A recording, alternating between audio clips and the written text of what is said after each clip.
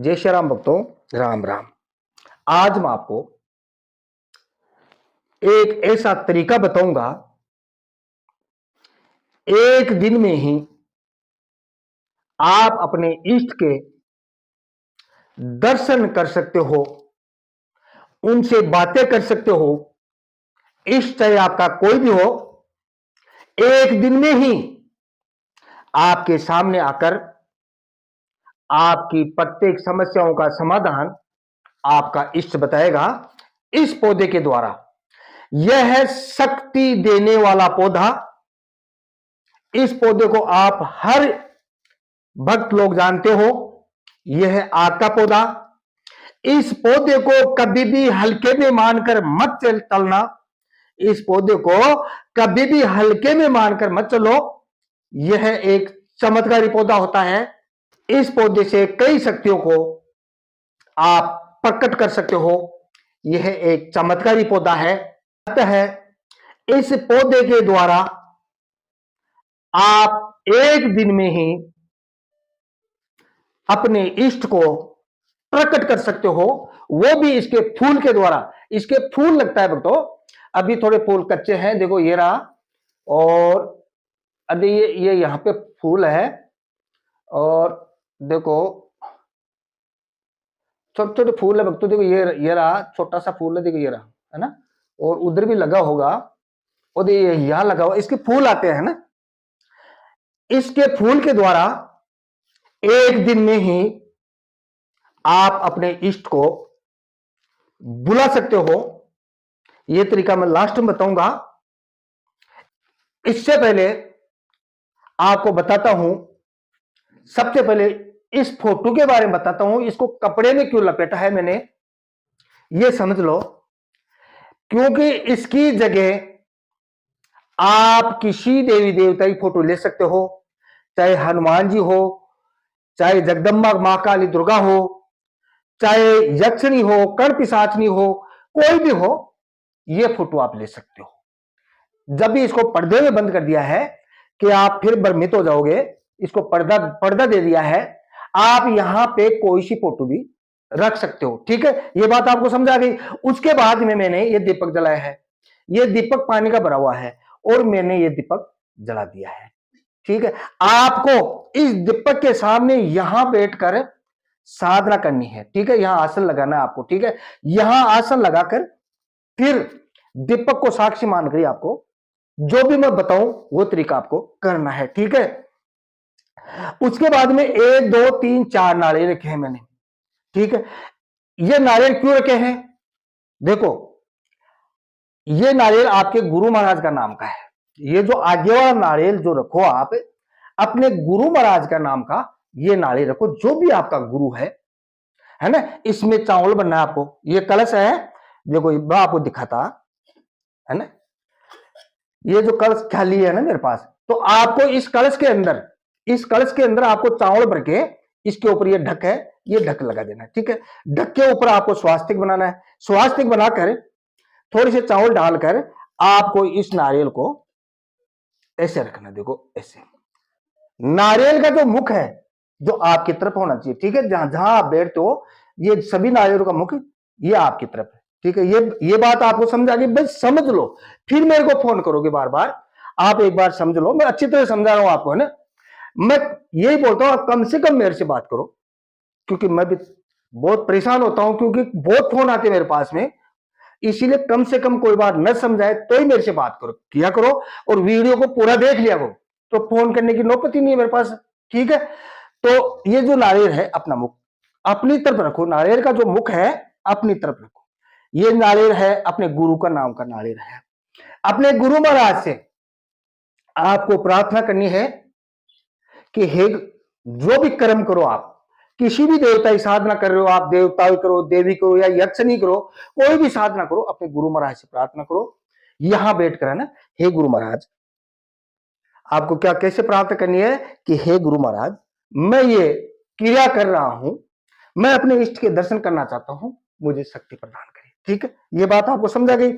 उसके बाद में ये जो नारियल है ना, ये जो नारियल, ठीक है, ये वाला नारियल, ये जो नारियल है, आपका जो इष्ट है मान लो आपका इष्ट हनुमान जी है, तो वो हनुमान जी का नाम का रखो।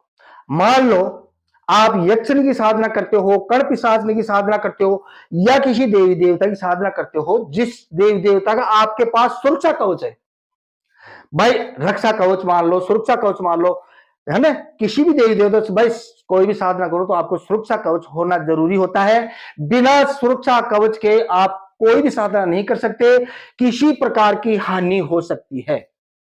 देखो मैं आपसे हाथ जोड़ के ये निवेदन करता हूं, आप बर्बाद हो जाओगे, मतलब ऐसा यूट्यूब पे देख रहे ऐसी साधना मत करो, ठीक है। आपके पास सबसे पहले आपको सुरक्षा कवच करने की बहुत ही आवश्यकता होती है। हाँ, देवी देवताओं की अगर साधना कोई करते हो तो सुरक्षा कवच की कोई जरूरत नहीं है, लेकिन ये जो छोटी सिद्धियां है इनको आप करोगे तो आपको सुरक्षा कवच की आवश्यकता पड़ेगी, ठीक है। ये बात आपको समझ आ गई। ये जो नारियल है, ये वाला आपका जो इष्ट है जिसका आपने सुरक्षा कवच तैयार किया है उनके नाम का रखो, इनसे भी प्रार्थना करो, और आपके जो भी सुरक्षा कवच है आपका, ठीक है, उस मंत्र को पढ़कर अपने शरीर पे 3 फूंक मारो, या एक गोला बना लो अपने चारों ओर, इससे आपका सुरक्षा कवच मजबूत हो जाएगा। इनसे प्रार्थना करो मेरी रक्षा करना, मैं ये साधना करने जा रहा हूं, ठीक है। या कोई भी कर्म करो, जो भी कर्म कर रहे हो अपने इष्ट से प्रार्थना करनी चाहिए। ये जो नारियल है ना, ये जो नारियल है ये अपने कुल के जो पित्र हैं आपके, पित्र पित्र हर घर में होता है, ठीक है, पित्र हर घर में होता है, लेकिन अपने आपके जो पित्र है पितृलोक में रहते हैं। ये नारियल इसलिए रखा जाता है, हो सकता है कहीं ना कहीं आपके पितृ दोष हो, प्रेत दोष हो, उसके कारण से भी ये आप सफल नहीं हो सकते। इसीलिए ये जो नारियल रखा है, इस नारियल पर हाथ जोड़ के निवेदन करिए, हे पितृ देवताओं, मेरे से या मेरे किसी घर वाले से कोई गलती हुई हो हमें माफ कर दे, और मैं ये साधना करने जा रहा हूं, मेरी रक्षा करना और मेरी मदद करो, ठीक है। इस प्रकार से इनसे आपको प्रार्थना करनी है, ठीक है। चावल आपको सब में बनने इसमें, है ना, चावल इसमें भर के ही फिर करना है ना, और नारियल को ऐसे रखना। ये जो नारियल है, ये जो नारियल है, ये आपके कुल के जो देवी देवता है उनका नाम का नारियल रखना चाहिए। ये जो नारियल है आपका जो कुल में देवी देवता है उनके नाम का ये नारियल रखो, इनसे प्रार्थना करो कि हमारी किसी प्रकार की कोई त्रुटि हुई है, भूल चूक हुई है, हमें माफ कर दो, और मैं ये साधना करने जा रहा हूं, ये सिद्धि करने जा रहा हूं, और मेरे ऊपर दया करो और मेरी मदद करो। हो सकता है कि आपके कुल में कोई देवी देवता है आपसे नाराज है, और इनसे आप प्रार्थना कर लोगे तो आपके कुल के देवी देवता अगर आपसे नाराज हैं तो आपके कार्य में बाधा जरूर डाल सकते हैं। इसीलिए ये चार नारियल आपने रख लिया और इनसे आपने प्रार्थना कर ली है, ठीक है। उसके बाद में ये दरबार लगाने से पहले आपको सबसे पहले जंगल में जाना है। जंगल में जाओगे, ऐसे पेड़ की आपको तलाश करनी है, ये आग का पेड़ है, इस पेड़ की आपको तलाश करनी है, ठीक है। इस पेड़ की तलाश जहां भी मिले आपको, उस आपके आसपास जरूर मिल जाएगा। जहां भी ये पेड़ मिलता है, ये क्रिया आज से 15 दिन बाद में करना। गिरवी में थोड़ा गर्म दिन आ जाए ना, गर्म दिन आने के बाद में इसके फूल आपको जरूर मिल जाएंगे। 15 दिन बाद में फूल थोड़े बड़े हो जाते हैं, ठीक है। आपको जंगल में जाना है और इस पेड़ के 108 की संख्या में, ज्यादा नहीं लाना और कम भी नहीं लाना, गिन के इतने ही फूल तोड़ने हैं। 108 से एक ज्यादा भी नहीं तोड़ना है और 108 से एक कम भी नहीं तोड़ना है। आपको 108 फूल लेके आना है ना, किसी बर्तन में डालकर गिनती करके, वहां से ज्यादा मत लाना है ना, गिनती करके 108 फूल आपको अपने घर पे लाना है। उसके बाद में आपको क्या करना है, यहां आसन पर बैठकर आपको यहां हवन कुंड तैयार करना है। हवन करने की जो हवन कुंडी आती है बाजार में मिल सकती है आपको, है ना। अगर फिर भी आपके पास कोई सुविधा नहीं है तो मिट्टी का भी आप एक छोटा सा बर्तन ले सकते हो, उसमें भी आप हवन कर सकते हो, ठीक है। अब हवन सामग्री क्या क्या लगेगी, आपको 50 ग्राम तो शहद लगेगा, ठीक है। 50 ग्राम शहद, जो मधुमक्खी वाला शहद है ना, 50 ग्राम शहद लगेगा, और 50 ग्राम लौंग, 50 ग्राम आपको लौंग लगेगी, ठीक है। ये आपकी हवन सामग्री होगी। उसके बाद में एक बर्तन में आप शहद डाल लो, एक बर्तन में इसके जो फूल है वो डाल लो, ठीक है। और एक बर्तन में आप लौंग जो ली है आपने वो लौंग को डाल लो, ठीक है। और यहां बैठकर आपको जो आपने हवन कुंडी तैयार की है उसमें अग्नि प्रकट करो। ये जो प्रयोग है उन भक्तों के लिए है जिसने बार बार कोशिश की है, बार बार साधनाएं की है, बार बार अनुष्ठान किया है ना, बार बार अनुष्ठान किया है, फिर भी उनका जो इष्ट है, इष्ट चाहे कोई भी हो, चाहे हनुमान जी हो, चाहे काली माता हो, है चाहे भैरू जी हो, चाहे यक्षिणी हो, चाहे कर्ण पिशाचनी हो, कोई भी साधना हो, वो बार बार कोशिश करता है, फिर फेल हो जाता है, नहीं उनके सामने वो इष्ट नहीं आता है।